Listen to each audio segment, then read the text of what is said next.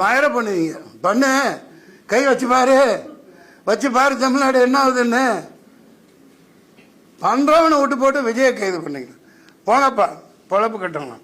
சுரக்காய்க்கு உப்பு இல்லைன்ட்டு தூக்கம் இல்லை, எப்படி தூங்க முடியும்?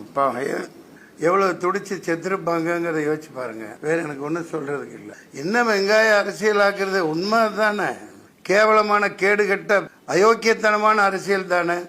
சொந்த மக்கள் அப்படி காவு கொடுக்கலாமா? I support to unconditional support to Vijay.